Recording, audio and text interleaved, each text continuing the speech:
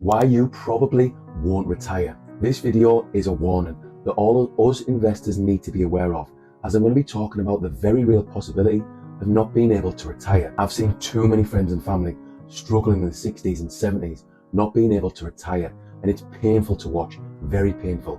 You might be in your 20s or 30s and not really care too much about retirement, but I implore you to spend some time thinking about your older self. You can take care of your financial future, and hopefully, if you do well as an investor, you might just be able to help the people you love. Before we get stuck in, I want you to think about what financial freedom means to you, and let me know your thoughts in the comments below. In today's video, I'm going to tell you the 5 reasons why you're probably going to struggle to retire in the UK. And then I'm going to finish on a positive with a strategy that's going to help you retire. And the sooner you start this strategy, the better. Before we go any further though, I want you to know that this video doesn't contain any financial advice. I'm just trying to help you with my 20 plus years experience as an investor. Reason number 1 is the rising cost of living. The cost of living in the UK is an absolute joke. Energy bills have trebled in recent years. Fuel's gone up. Mortgage payments have gone up. Everything has gone up. And it's hard, as many families are literally on the breadline, living month to month, or much, much worse. Food has gone up ridiculous amounts, especially if you want to eat healthy. There are 4 of us in our house, in our squad, me, my wife, and our 2 gorgeous teenage daughters. Now, our daughters are our angels, and we love them with everything we've got, but they do some serious scranning. They absolutely love the food, and I would say our food bill is at least £250 per week. We have 2 incomes coming in, so we are lucky. Let us imagine we were a 1 income family, and that 1 income was the UK average of £35,000 per annum. After tax, you're talking about £2,400 per calendar month. So after food, you would have £1,400 to cover the mortgage, council tax, water, energy, fuel, clothes, etc., etc. Absolute zero chance of saving and investing for your future. It's an absolute disgrace. If you're in this sort of financial pain, I really feel for you. And hopefully the strategy at the end of this video will help you. Reason number 2 is a total lack of financial literacy. This is a big one. It's huge. And I honestly believe that if you put the work in and become financially literate, you will start heading in the right direction as an investor. And everything will work out for you financially, money-wise. When anyone asks me about investing, and normally it's related to crypto investing, the first thing I talk about is financial literacy. 9 times out of 10, I get eye-rolled, as most people I know aren't prepared to put the work in to become financially educated. Education, education, education. I'll keep talking about this on this channel because I'm well aware of how important it is for you and your financial future. Many individuals struggle with a lack of financial literacy, which can lead to poor money management decisions and missed opportunities for growth. By educating yourself about personal finance, investing, and wealth building strategies, you can empower yourself to make informed decisions and take control of your financial future. To get some much needed financial literacy, read some books, maybe 1 per month, or if you're busting for financial freedom, like I am, go for 1 book per week. By the way, if you want me to send you a recommended reading list for investing, ask away in the comments below. Reason number 3 is you're not investing enough. You're either not investing enough or you're not investing at all. This would be a big mistake. I know it's hard, especially with inflation the way it is. Not many people have spare money to invest. But when you take the time to educate yourself, you realize how important it is to invest, and you find a way. I'm not being dismissive here, far from it. I fully understand, and I do practice what I preach. Look at 2022, for example. I made big mistakes at the end of 2021 and lost over $100,000 of crypto profits in a few short months. This hit me hard, and I found it very painful, but I didn't bury my head in the sand. I hit the books and focused on continuing my financial education. I worked 6 to 7 days every single week for the full year, and the money I got from my overtime was used for investing. By mid-2022, I was dollar cost averaging into crypto. If you don't invest, you have zero chance of retirement. If you only invest a small amount, you will be able to retire, but you're going to have to make some hard lifestyle decisions, some cuts, something I'm not keen on doing. So I'm prioritizing investing so I can go on holiday with my nearest and dearest. Like I said earlier in the video, doing what I love with the people I love. If you're watching this video, I'm assuming you're thinking along the same lines. Reason number 4 is that you're a saver, not an investor. According to a recent article in money.co.uk, the mean average of money held in a UK savings account is £17,365. Not exactly a huge amount that's going to help you to retire anytime soon. And the recent article states that savings accounts are the most popular method among UK adults, with over half, 57%, using savings. So it's clear that UK is a nation of savers, not investors.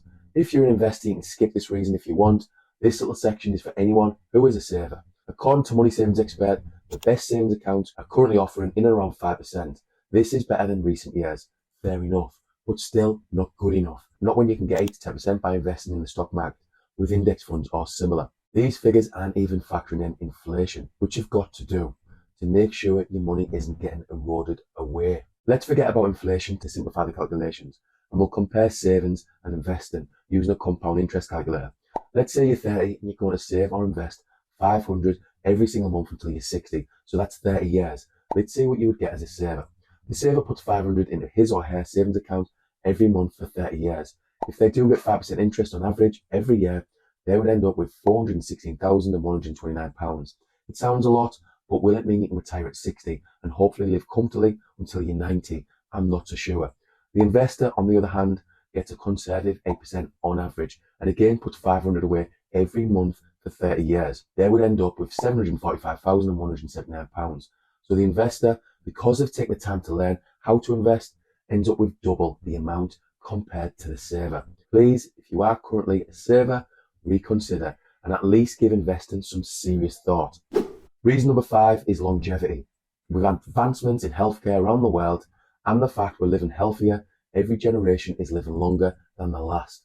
And hopefully, me and you and the people we love will live until we're at least 90 or even 100.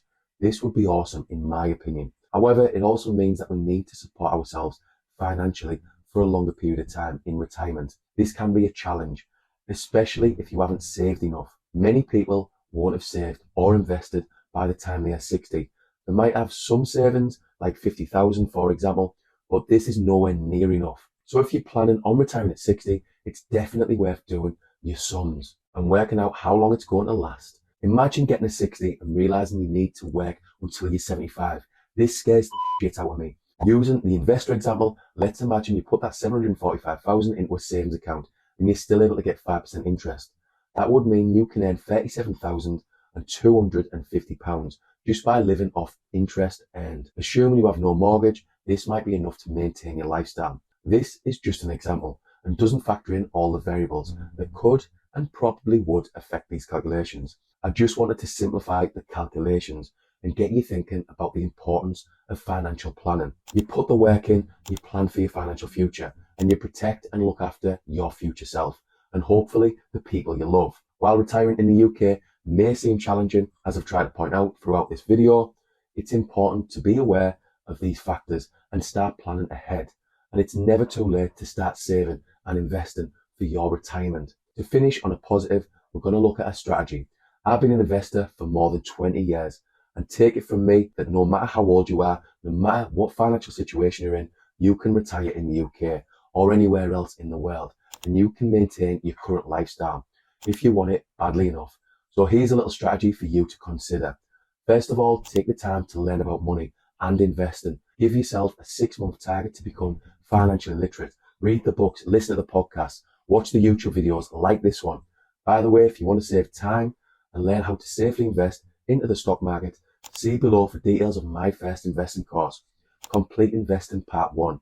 It's going to hold your hand and get you to the point where you can confidently invest into the stock market. So you now know how important investing is because you've read the books, etc. Now you're going to work on your personal finances so you have spare money to invest. But before you invest, you're going to build a cash buffer, like 3 to 6 months living expenses. This is going to bring calmness, and this is a very good foundation for any investor. Then you're going to invest what you can afford each month into a low-cost index fund. As time goes on, you keep learning about money and investing.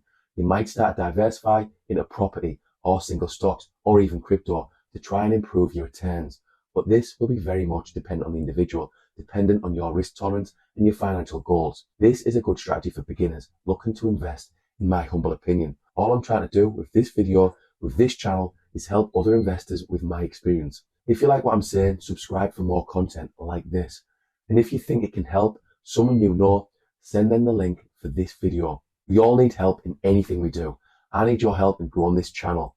Then I can put more time into it and make it better so I can help more investors like me and you, who are busting for some financial freedom. Anyway, that's about it for now. With everything I've got, good luck with your retirement planning.